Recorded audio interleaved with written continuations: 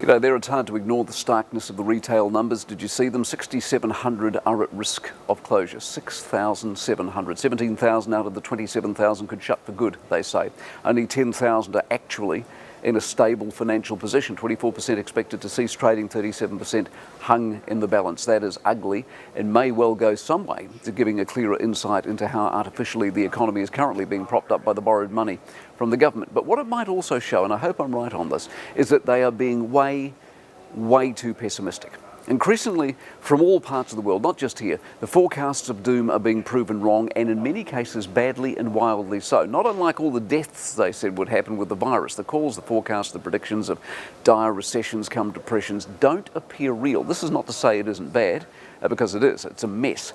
But part of it is being exacerbated, as we have already seen this week, by the cabinet leak over days without community spread and why we aren't in level 1 yet. We are not helping ourselves the way we might. Things don't need to be as bad as they could be. Approach is everything. As I said yesterday, we need to be operating on gut and instinct and courage, not policy wonks in the public service looking to cross every last T.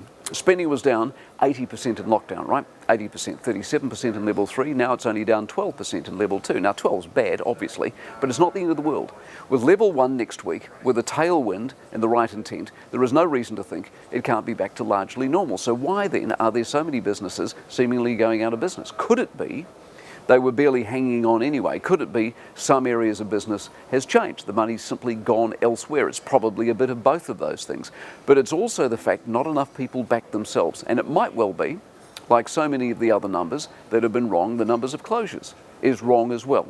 The simple truth is a recession shakes out the weak, always has, and that's actually no bad thing. And maybe, just maybe, new businesses, when they start up again, start with better backing, better planning, better foundations. Let's hope that comes to pass. But if there is a strong theme emerging, it's that a lot of what we thought would happen hasn't happened. And it hasn't happened because when we thought it might, we didn't actually know. So we went negative to cover our bets and our backs. Level 1 changes all of that. Most of it now sits with us. We want to succeed, or we want to pack up before we start. The choice is easy, and it's ours.